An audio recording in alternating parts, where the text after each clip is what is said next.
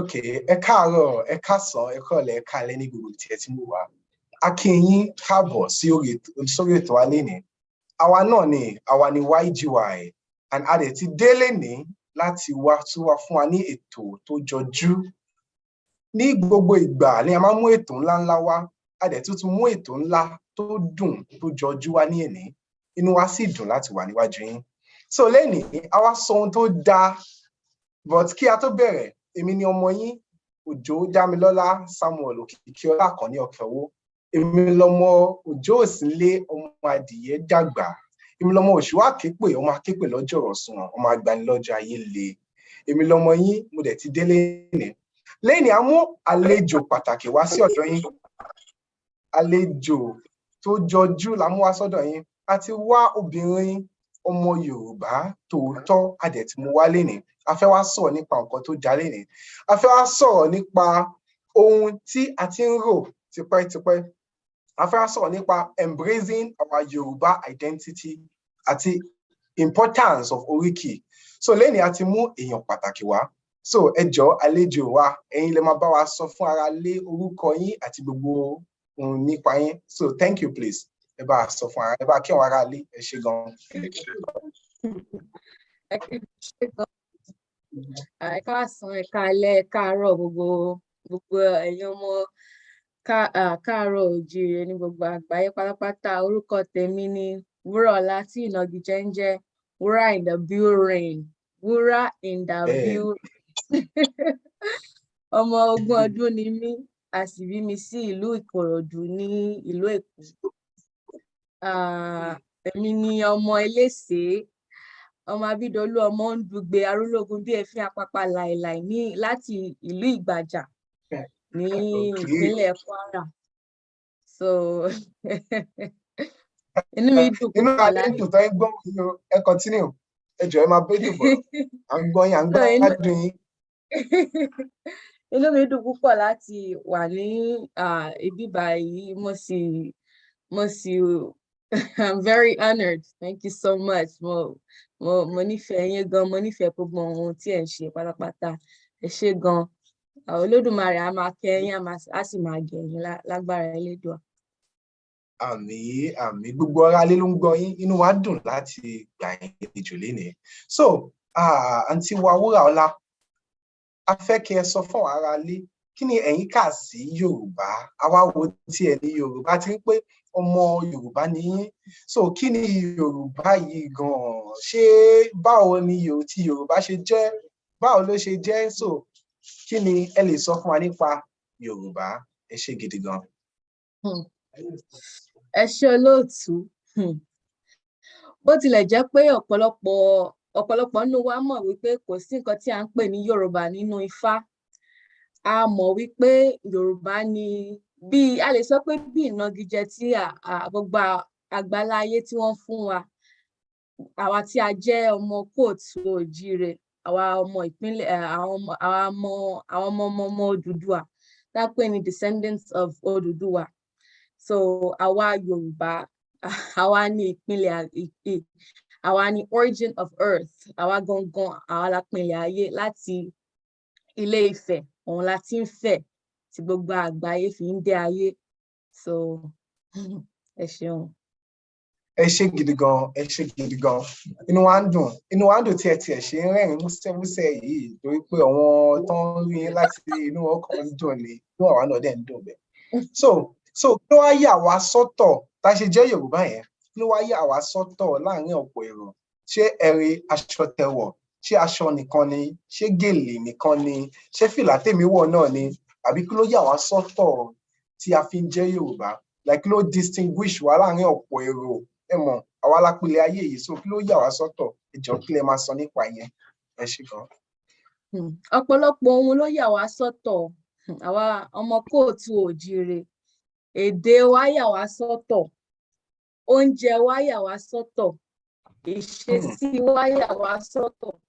Ohun tá a ní tó jẹ́ pé oríkì tá a fi mọ ọmọ kóòtù òjíire ó yà wá sọ́tọ̀. Kò sí ẹ̀yà kankan tó ní oríkì, tó yẹ pé oríkì wọn deep, tó yẹ pé ó encode ọ̀pọ̀lọpọ̀ nǹkan bí ọmọ kóòtù òjíire. ọ̀pọ̀lọpọ̀ sí àwọn àsọtọ̀. Orí mi wú ẹjọ́ kẹ́nìbọ̀dì má làgbé. Èmi náà kà níbì kan, ó sọ pé oríkì ó dàbí DNA, ó ní spoken DNA ni oríkì jẹ́ fún wa. Torí pé àwa nìkan la ní oríkì yìí, tẹ́ pé kò sí ohun tó ti ṣẹlẹ̀, gbogbo history wa, story wa, characteristics, ìhùwàsí, ìsọ̀rọ̀sí, ìṣesí wa ló ti wà nínú oríkì. Débi pé tẹ́ bá ṣe réyàn báyìí, tẹ́ bá mọ ìlú tó ti wá, ẹ máa mọ ìwà tó lè wù, ẹ máa mọ irú nǹkan tó lè jẹ́. So, but káwá tó lọ nú oríkì yẹn jẹ́ nǹkan pàtàkì tá a máa sọ lénìí. Ká tó lọ nú oríkì, kí ló ń múnú yín dùn bẹ́ẹ̀ ṣe jẹ́ ọmọ Yorùbá yìí? Kí ló ń múnú yín dùn jù? Kí ni ohun àmúyangàn tó pọ̀ jù fún yín bí ọmọ Yorùbá? Like, kí ló ń mú yín nú dùn? Ẹ jẹ́ n sọ ní òyìnbó, tẹ́lẹ̀ dà pé Yorùbá yẹn fẹ́ break it down. Pride wo lẹ ní tẹ́ ṣe jẹ́ ọmọ Yorùbá? What pride you have as a Yoruba woman? So, kí ni ìdáhùn sí yẹn náà?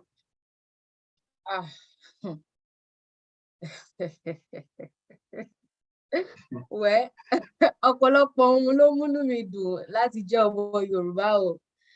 Pàtàkì inú ẹ̀ òun ni pé èdè wa ó ní ọ̀pọ̀lọpọ̀ nǹkan tá lè fi èdè wa ṣe. Èdè wa, first of all, a ní ẹ̀yà tó yẹ pé oríṣiríṣi ẹ̀yà la ní. For example now, a ní àwọn ẹ̀yà kan tẹ́ pé Oǹdó, Ìjẹ̀ṣà, Ìlàjẹ, Yorùbá ni gbogbo wọn, ṣùgbọ́n wọ́n ní uniqueness of wọ́n ní nǹkan tí gbogbo wọn fi dára lọ́tọ̀ọ̀tọ̀. So nǹkan tó múnú mi dùn ni pé we are very diverse. I need a lot of qualities, and we're the like láti jẹ́ Yorùbá, nǹkan tó dára ni o. Nǹkan tó dára ni because we're a lot. Àpọ̀. Èmi náà rí pé iyì pọ̀ nínú kéèyàn jẹ́ Yorùbá. Iyì ni láti jẹ́ Yorùbá. Ẹ̀yẹ ni láti jẹ́ Yorùbá. Torí pé Yorùbá ó dùn lédè, ó dùn láṣà, ó dùn níwà. Yorùbá ni ohun gbogbo. So, a fẹ́ lọ síwájú nísìn. Ẹ mọ̀ tí inú tẹ̀yin ṣe ń dùn nísìn pé ọmọ Yorùbá ni mí, inú mi dùn láti jẹ́ Yorùbá. Àwọn kan wà níbì kan tẹ́ wọ́n ti ń gbàgbé ohun tí Yorùbá jẹ́. Wọ́n ti ń gbàgbé pé Yorùbá lòun. Àwọn míì ti ń pera wọn ní bóyá Nigerians, àwọn míì tó bá ti travel lọ lóyìnbó báyìí wọ́n ti gbàgbé ni. Àwọn òbí mi á tún bímọ tán, wọ́n ní kọ́ ní èdè Yorùbá, wọ́n ní kọ́ láṣà, wọ́n ní kọ́ pé àtàbá jí láàárọ̀ wà á dọ̀bálẹ̀ kí ìyá rẹ̀, wà á dọ̀bálẹ̀ kí bàbá rẹ̀, wà á kúnlẹ̀ ẹsẹ̀ méjì. Wọn kì í ṣe yẹn mọ́. Wọ́n ti sọ pé ayé ti di ayé ọ̀làjú. So, àwa believe pé a ti lose identity wa. Ohun tó ń jẹ́ ká jẹ́ Yorùbá yẹn a ti ń gbàgbé ẹ̀. Tẹ́yìn ṣe waṣọ nísìn tẹ́ dùn, àwọn kan ò lè waṣọ bẹ́ẹ̀ mọ́. Wọ́n ní àfi aṣọ òyìnbó ló fẹ́ wọ̀. So we are losing our cultural identity. We are losing our Yorubaness, most people. Ohun dẹ̀ ni àwa ọ̀dọ́ àfẹ́. Tẹ́ ṣe jókòó síbi nísìn ẹ fẹ́ bẹ́ẹ̀ nítorí lẹ ṣe wá bí wá sọ̀rọ̀. So kí lẹ lè sọ nípa yìí? Kí ló fà á gangan tí àwọn èèyàn fi ń gbàgbé ohun tó jẹ́ kó jẹ́ Yorùbá? What caused it? Kí ló ń fa loss of cultural identity yìí? Kí lẹ lè rí sọ sí yẹn mà? Ó ṣe ní láàánú ní pé ọ̀pọ̀lọpọ̀ ń gbàgbé ibi tí wọ́n ti wá. Àwa Yorùbá dẹ̀ ní orísun tó bá gbàgbé ibi tó ti wá, àgbẹ̀ ni. Tí èèyàn bá wà nílé ayé tí ò bá mọ ibi tí ó ti wá, kò lè mọ ibi tó ti ń lọ. Ẹ rí pàtàkì àwa ọmọ káàárọ̀ oòjíire tó yẹ pé ọ̀dọ́ ni wá, tó yẹ pé a wà ní bí part of this world. A fẹ́ràn ká máa claim this Nigerian identity tí kò real. There is nothing, kò sí nǹkan kan tá à ń pè ní Nigeria. If you look at it, kò sí ilẹ̀ pàtó tá a lè sọ pé this is a Nigerian land. Kò sí àṣà a lè sọ pé this is a Nigerian culture. A ní oúnjẹ Yorùbá, a ní oúnjẹ Igbo, a ní oúnjẹ Hausa. Kò sí oúnjẹ kan tá à ń pè ní oúnjẹ Nàìjíríà. Kò sí aṣọ kan, Nigeria. Nigeria is an amalgamation of millions of ethnicity joined and forced together. So láti máa sọ wípé láti máa wípé kúndùn pé Nàìjíríà lèèyàn asán bá ń sá ni o. Nǹkan tó yẹ ká máa ṣe ni pé ká máa wá ìrírí ká máa wá ìdí ara wa. Ká lọ sí ilé wa, ká lọ wó oríkì, ká kọ oríkì sílẹ̀, ká túmọ̀ oríkì yẹn because ọ̀pọ̀lọpọ̀ nǹkan tó yẹ pé ìwà wa ohun ló máa wà nínú oríkì yẹn that we can relate to ourselves. So claiming the Nigerian identity is not going to work because Nigeria does not care about you. Nigeria doesn't give a shit about, doesn't give a damn about anybody. So think Yoruba first. Ẹ ṣé gidi gan. Inú ara lè ń dùn àti rí ẹnìkan tó tún dìde láti wá sọ òótọ́. Òótọ́ máa korò lẹ́nu àwọn míì, òótọ́ máa korò létí àwọn aráyé míì. Ṣùgbọ́n àwa Yorùbá a ní ìgboyà. Inú mi máa ń dùn láti jẹ́ Yorùbá torí pé èèyàn ńlá ni mí. Ọmọọba ni mí, ọmọọba ni wá, ọmọ Yorùbá, ọmọ aládé. Tó bá rí wa báyìí, ọmọ àrídànsá kẹ́kẹ́ kọ́ máa kígbe kábíyèsí o, kábíyèsí o. So, torí pé a tún wá fẹ́ padà sínú oríkì báyìí. Ṣé Nàìjíríà ṣó ní oríkì báyìí? Àbí kí la máa sọ? Ẹ̀wọ̀n oríkì Nàìjíríà. Okay. So, kí ni a fẹ́ wá sínú oríkì tí yín nísìn? Mo dẹ̀ fẹ́ kẹ́kọ̀ọ́ sọ bí a ó díẹ̀ fún wa. Ẹ máa wá sọ ìdí pàtàkì tí oríkì ṣe wà important sẹ́yìn as a person. Ìdí pàtàkì tó dẹ̀ fi wà important fún àwọn èèyàn náà tó fi wà important fún Yorùbá. Pé àbí mo ṣàmọ̀ báwo ni oríkì ṣe jẹ́, báwo ló ṣe bẹ̀rẹ̀ oríkì. Ṣé ẹnìkan ló kàn déédéé jí láàárọ̀ kan pé ṣé ká bẹ̀rẹ̀ sí sọ báyìí. Ìgbà lóríkì bẹ̀rẹ̀ anything tẹ́ bá mọ̀ pa oríkì ẹ kàn jẹ́ ká mọ̀. Ẹ máa fún wa ní oríkì yín díẹ̀ ká tó lọ sínú next topic. Ẹ ṣé gidi gan. Bẹ́ẹ̀ni. Oríkì jẹ́ nǹkan tó yẹ kó ṣe pàtàkì ní ìgbésí ayé ọmọ kóòtù òjíire.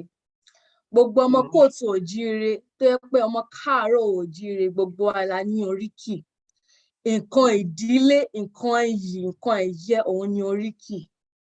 Inú oríkì láti mọ pàtàkì ohun tí òun á gbé ṣe nílé ayé. For example, èmi ni ọmọ arúlógún bí èéfín. Tẹ́ bá wo line yẹn, ẹ máa kọ́kọ́ pé so maybe it's something basic. But if you break down that line, arúlógún bí èéfín, ó ní nǹkan kan ṣe láti jẹ́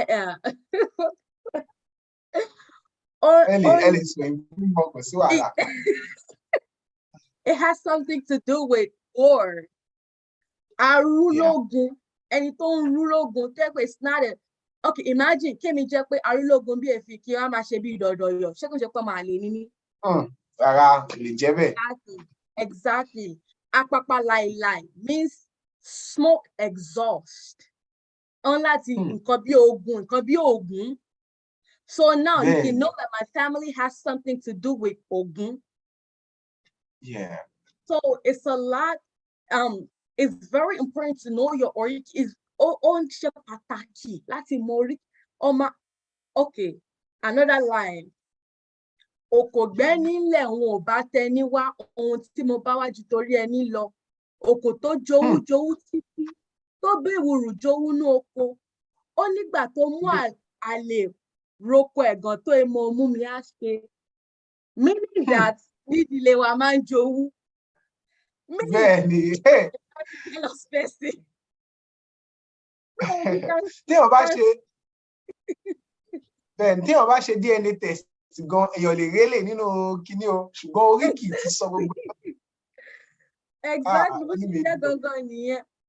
So gbogbo ẹni tí ò bá mọ oríkì ẹ̀, gbogbo ẹ̀yin òbí tẹ́ ń wò mí, tọ́mọ yín ò bá mọ oríkì, ẹ lọ wárí because nǹkan tó ń cause identity crisis lélẹ́yìí.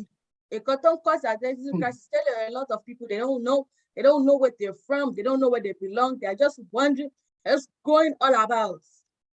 So it's very important to know who you are. You have to know You have to know the deep stuff. And the thing is, a lot of us just want to relate with a part of it. You have to embrace everything that has to do with your traditions and your culture. You can't just take one part and leave one part. I actually tried, but I can't come miss. So yeah, that's all I gotta say. Ẹ ṣé gidi gan, ẹ ṣé gidi gan.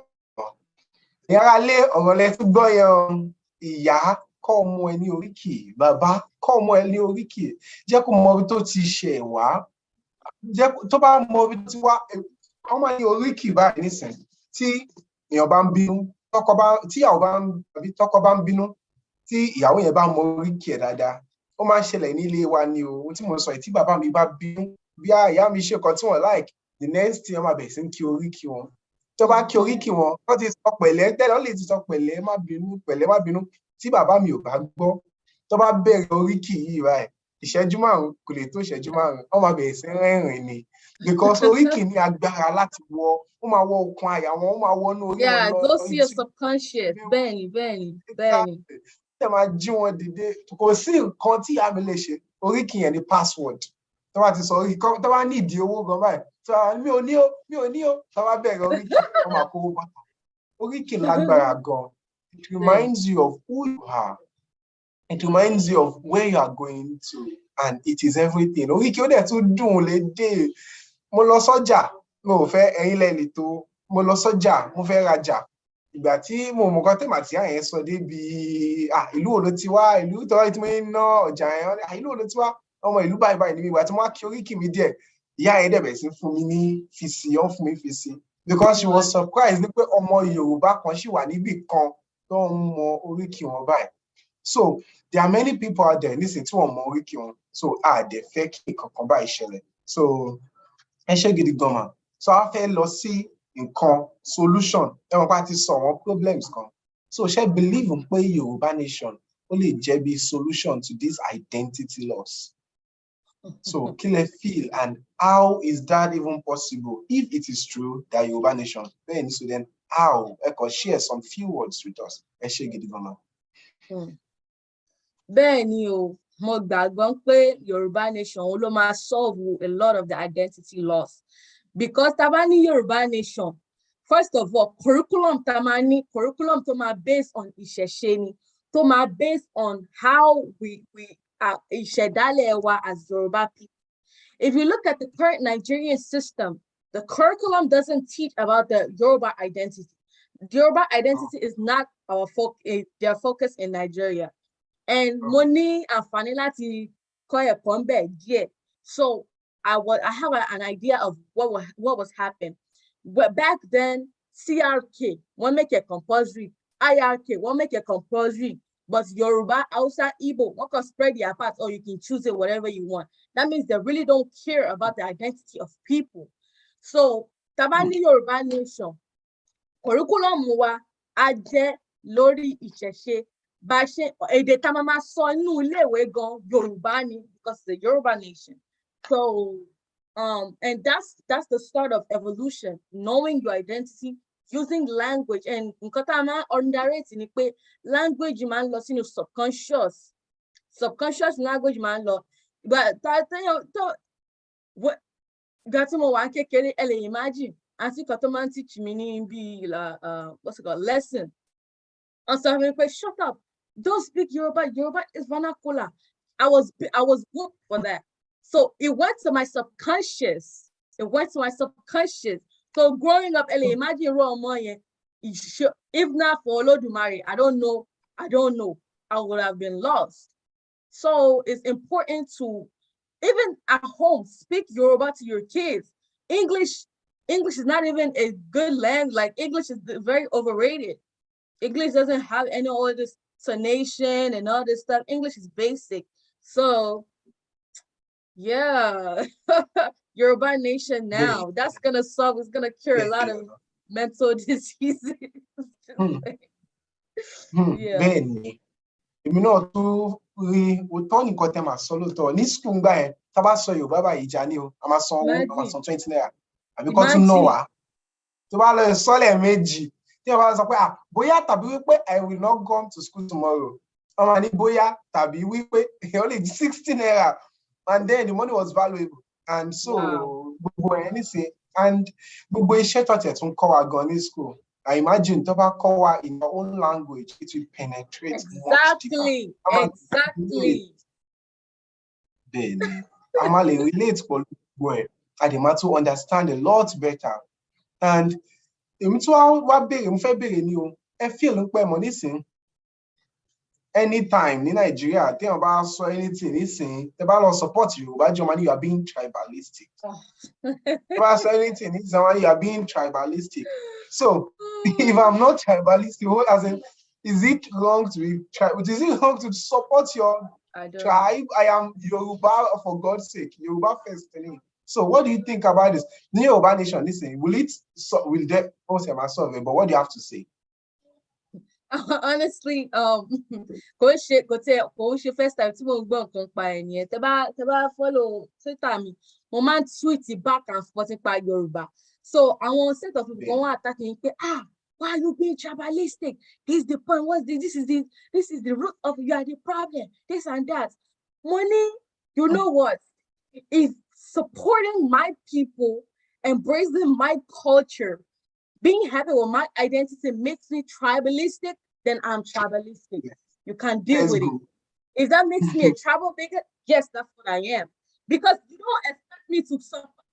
If I jam on Yoruba, or they might expect people to support the Chinese. Our Korea, they don't give a shit about who you are. Where I used to work, there were Korea people. Where I used to work before. Hello, can I speak to the Korea person? They don't. Their nationality, I mean, their identity is very important to them. And that's my sonic way. We're ethnic group. Tribe is just tribe. There is subgroup tribe, but it's a little undermining. But we're ethnic group, so we don't care about when anybody tell you that you are tribalistic. Like, we're happy. Be happy with that igbe that your mommy is selling, because that's the core of your identity. So yeah, I don't care about them. Don't mind them. Okay, all right. Thank you very much. In fact, share research, because this year that Yoruba Nation, I will forever be grateful to that. Yoruba Nation not bring consciousness to me that I'm a Yoruba person. What does it mean to be a Yoruba person? Yoruba is a race. Like, they didn't just call us because we are too diverse, we are too important to this world without So then our mom is saying, Yoruba, we are too good, we are so many things. And to I believe in Ni Yoruba, it might be very important to you too. Ni Yoruba, our Nikon Lani talking drum. So then our even Proverbs only it can't be found anywhere else. Anywhere else you see a similar proverb, is either it was translated, we are all translated, see a date money. So our lani oro. So but nipa talking drum multiple videos in that. How did you start? How did you become a and just tell us something about that. Tato round up law. Just go through this. Johnny talking drum, funny dear, because first of all, BBC ìdílé àyàn. BBC ìdílé àyàn rárá. As a matter of fact, my mother had a little pushback when I said, "Go Lucy." She was like, "Huh? What?" So Gati wá sí America. Only Baba I want to take role as Baba. So it was my guardian then, and he happened to be a celestial. So I know that Celestial Church is very infused with a lot of African culture, that they like talking drum and all this bata, and So it happened to be he loved like a lot of music and stuff, and it was asking a lot of like everybody like, oh, can instruments if I play? Can you play? So gbogbo èèyàn mú guitar, piano, gbogbo cover yẹn. Èmi ní gangan when mo fẹ́ gbé o. It was a lot. It was like, what? But still, like talking drum had always been a part of me because láti kékeré tí bàbá mi bá ta bá ti ń lọ sí ìrìn àjò báyìí, orin Barrister, orin Àyìnlá Ọmọwúrà, gbogbo àwọn orin ẹni wọ́n máa play gángan dẹ̀. And the thing is, wọ́n á máa sọ ọ̀rọ̀ tí gángan yẹn ń sọ, wọ́n á máa sọ adẹ̀ kéré ń gbà yẹn. So he didn't know that everything was just going to our subconscious. So that my love for gángan, it goes way back. Very. So gángan is also part. Emma Bino. No, not at all. Yes, just to push back a little. Our origin of gángan, but àwọn ẹ̀yà míì wọ́n adopt the culture yẹn, ẹ̀yà bíi Ghana, ẹ̀yà bíi Senegalese. Wọ́n ní kíní kékeré kan báyìí náà máa ń pè ń gángan. But kò lè àfi fi kúwé orun. That's all I gotta say. Yeah. All right, ẹ ṣé gidi gan. Gángan nísìnyí, wọ́n ní talking drum, a drum that actually talks. Kò sí ni ó ní ìtumọ̀, because tó bá lù báyìí ó ní ìtumọ̀. Of my communicate, of in messages, so it is very important. So reason why I feel be gángan also because at the need to say nínú identity wa, music wa ó ṣe pàtàkì. So àwọn èèyàn kan nísìnyí wọn kì í fẹ́ gbọ́ gángan nísìnyí, tẹ́ bá sọ̀rọ̀ gángan, they feel like gángan, like what for? But these things are very important. Àwọn èèyàn nísìnyí, there is mention náà ni piano, keyboard, nǹkan tó fẹ́ máa tẹ̀ nìyẹn. So but nísìnyí àwọn ìlú ta ní pọ̀ gan, a ní ìlú lọ́gán, bàtà ni, àwọn even omele mi ò mọ̀ pé gbogbo ẹ̀, but these drums, and they are very important. So mo fẹ́ feel nípa African music generally. So especially Yoruba music, because even when you talk of Africa, Yoruba is a very, very important part of Africa. So Yoruba music, what can you say about that in line with our cultural identity? Yes. First of all, Professor, Yoruba music have influenced a lot of other types of music. A lot of genres have adopted one thing or the other from Yoruba music. Only ọ̀pọ̀lọpọ̀ ẹ̀yà tẹ́ pé wọ́n ti yá nǹkan lò one or two things láti Yoruba music, but they failed to give us that credit. So that's crazy. But anyways, Yoruba music ó jẹ́ nǹkan tẹ́ pé ó ṣe pàtàkì sí ọmọ kóòtù oòjíire. Like I was talking about, mo ń sọ̀rọ̀ nípa Oriki lẹ́ẹ̀kan. Tí ìdílé yín tó bá yẹ pé Ọya ni wọ́n ń bọ ní ìdílé yín, tó wá wà bí ó wà ní ibòmíì, ó wá ń gbọ́ bí Oriki Ọya, wàá máa notice pé orí ẹ̀ máa wú, you'll be having goosebumps. You'll be having goosebumps. It happens all the time. And that is something that is very, very spiritual. Music for me is a very spiritual thing. And Yoruba music is something that resonates with your spirit. And the man play, because more orin Yoruba to play. Tó bá ń ṣe pé kí wọ́n máa ṣe pé kí nìyẹn. No, tó máa ń lò fáwọn ọba yìí, ṣé gẹ̀lẹ̀dẹ́ ni tó máa ń dúdú tó máa ń fi igi lù báyìí fáwọn ọba Èkó. Ẹnì kan tí orúkọ yẹn náà ó sápá lórí àwọn aráalé wa máa mọ̀, àwọn aráalé tó ń bọ̀ àwọn náà. Ó máa ń lù báyìí. So what was I gonna attach that?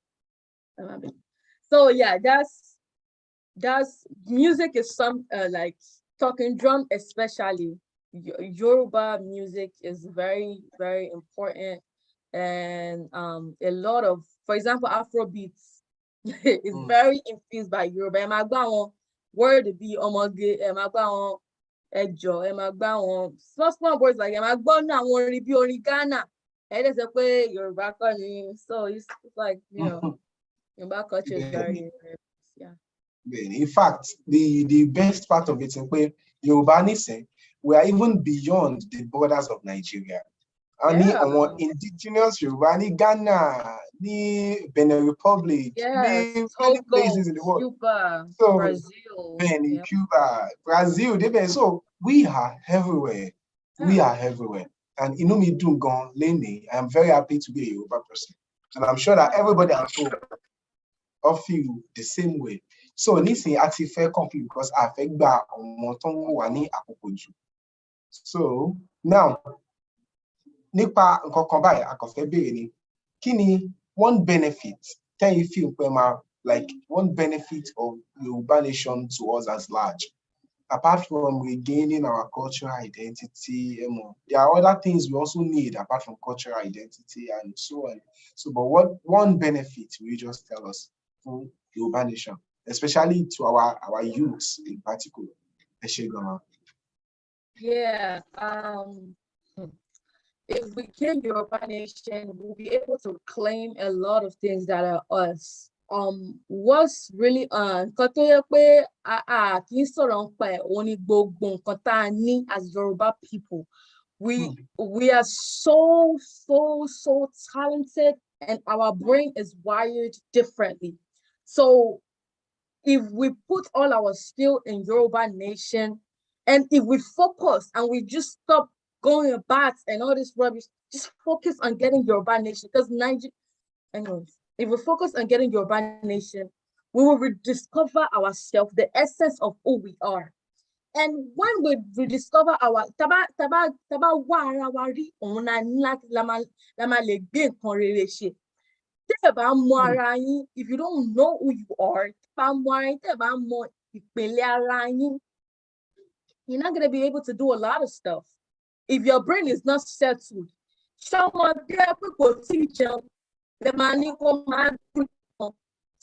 when we claim our resources, we'll be able to produce a lot of things for our people. Brain is gone settle, creativity gone easy. We'll tap into the talents of the talents that we bro. Oh my God, crafts of Yoruba people is traced back to 800 AD. 800 AD far back on now, watching crafts to our sculptures, very realistic things.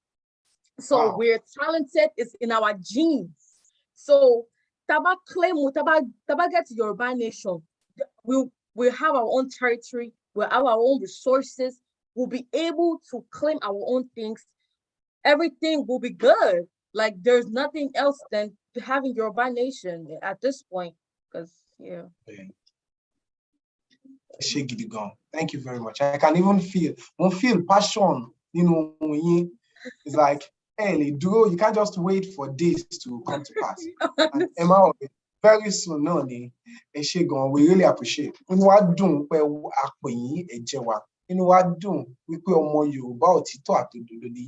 We celebrate you. Dànsákì fún yín nítorí pé ọmọ Yorùbá bí tí ó ṣọ̀wọ́n inú wa dẹ̀ dùn gan gidigidi inú wa dùn. So à ń fi opportunity nísìnyí a kò fẹ́ ká tó round up very shortly nísìnyí a fẹ́ kẹ́kọ̀ọ́ sọ something to our youth. Just tell our youth, especially the women. Ẹ jẹ́ kó ẹgbẹ́ akẹ́kọ̀ọ́ gbà wọ́n níyànjú, àwọn obìnrin tó wà ń bẹ̀ tó wà ń ta báyìí bí àwọn kan tó ní minds bíi tí ní. So they should be brave, they should come out, they should be themselves. Because anything, you are upholding yourself. So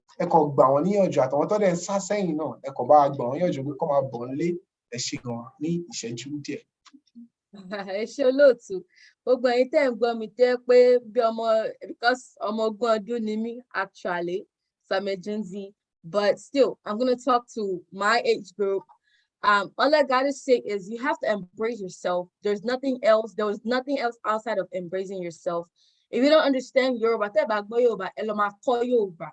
go learn the essence of who you are. Don't feel bad about the way you think. If you think a certain way and people are trying to demonize you for how you think, screw them and find another group. And don't be afraid to come out, because we need a lot of people like us. Maybe we're only 5%, but maybe we're only 5%. Like we need a lot more people to come out for the next generation, because you know, but the things you know, you can't keep knowledge to yourself. So we have to just keep going because Yoruba Nation now, Nigeria go better. Like 1990. Like Nigeria go better. So screw Nigeria. Focus on Yoruba Nation and come out. Emma Bonle, come out. There is nothing else than yourself. You can get money, you can get everything else when you discover yourself, unless you just be running around like the end that they cut off the head. Sorry. Ẹ ṣé gidi gan, ẹ ṣé gidi gan. Ọ̀rọ̀ lẹ ti gbọ́ yẹn o, ẹ̀yin ọ̀dọ́ ẹ máa bọ̀ nílé. Mo tún wá fi opportunity yìí náà láti sọ fún gbogbo wa ní ọjọ́ Saturday by 12 o'clock a máa ní sọ̀rọ̀ sókè hour lápè. Ní ìgbà yìí ni a máa ní gbogbo àwọn ọ̀dọ́ a máa come together a máa sọ̀rọ̀ nípa nǹkan tá fẹ́ rí, nípa nǹkan tá fẹ́ ṣe, nípa nǹkan tí ò dùn wá nínú àti ohun tó ń dùn wá nínú, gbogbo ẹ̀ la máa ń sọ. So we're inviting everybody. Lórí YouTube, I'm gonna stream it live. I'm gonna share link here, the link to the meeting, Zoom meeting. By now, I'm gonna send it. Sorry, Twitter, sorry, Instagram, sorry, YouTube page, everywhere. I'm gonna distribute it. So, Ejo, I'm gonna return, you know, to Wuraola. So we're inviting every youth out there. Join us. Can discuss. In fact, the next one I've share on one on ló tún bọ̀ tó fà join wa. So ẹ ṣé gidi gan fún ẹni, ẹ ṣé gan gidi gan fún àǹfààní pé a pè yín ẹ dẹ̀ jẹ́ wa. Ẹ ṣé gidi gan. A dúpẹ́ lọ́wọ́ yín. Yes, so ẹ ṣé gidi gan. So please, one last shout out to the house, please. One last shout out. Kadewama. All I gotta say is let me say on the talking drum. Okay.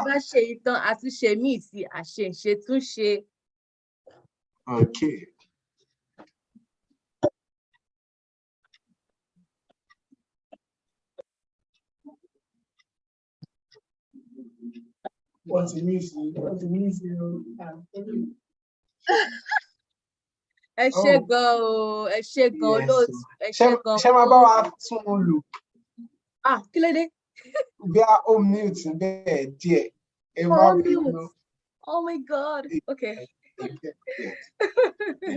Afẹ́ gbọ́n yín. Ṣé ẹ gbọ́ mi sí? Bẹ́ẹ̀ ni.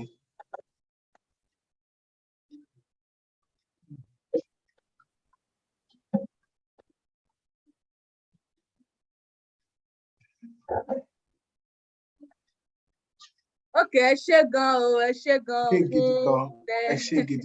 Ẹ ṣé gan o. Inú wa dùn. Olódùmarè á Very happy. Yín lẹ́yìn. Ẹ ṣé o. Àmì àṣẹ Èdùmàrè. So ṣé a bá tún pè yín ẹ máa jẹ́ wa? Bẹ́ẹ̀ ni lákọlákọ là ń gbá kí. Ó dàbí ẹ ṣé gidi. Ẹ ṣé gan, ẹ ṣé gan. A dúpẹ́ lọ́wọ́ yín. Ẹ bá kí ẹni ẹ ṣé gidi gan. So always join us on YGY. Lórí Twitter wa YGY like YG Youths. Lórí Facebook YG Youths. Lórí Instagram náà YG Youths. Then lórí YouTube níbí YGY Media. So join us live. We are the youth and we are trying to make a difference. A fẹ́ kí ọmọ ọ̀dọ́ padà wálé. A fẹ́ kó máa bọ̀ nílé lóko lọ́nà lódò kó máa bọ̀. A ti ń pè wọ́n. Ilé làbọ̀ sí oko. Wọ́n ní ẹ jẹ́ ká relé ilé là ń lọ. Àgbẹ̀ kan roko kó gbàgbé ilé àbí bẹ́ẹ̀ ni àǹtí mi. So ẹ̀yin ọ̀dọ́ ẹ jẹ́ ká build ilé wa. Ẹ jẹ́ ká build ìlú wa. Ọwọ́ wa ló kù sí. A dẹ̀ máa ṣe ohun tó tọ́. Ẹ ṣé gidi gan. Èmi náà ni ọmọ yín. Òjó Dámilọ́lá Òkìkíọlá Àkànní Ọ̀kẹ́ Owó Ayọ̀mídé. Ọmọ Ìpókìmẹ̀kùn máa ṣì dẹ̀dẹ̀. Ọmọ Ìpókìmẹ̀kùn àṣì dẹ̀dẹ̀. Èmi lọmọ ìyámọ̀ owó ẹ̀ fi gbogbo ọmọ bí ọba. Ẹ ṣé gidi gan. Àǹtí wa ẹ bá wa sọ ó dàbọ̀ fún ọ̀rọ̀ ara ilé. Nǹkan tẹ́ wúyẹ náà la máa tún repeat. Yà kò sí wàhálà.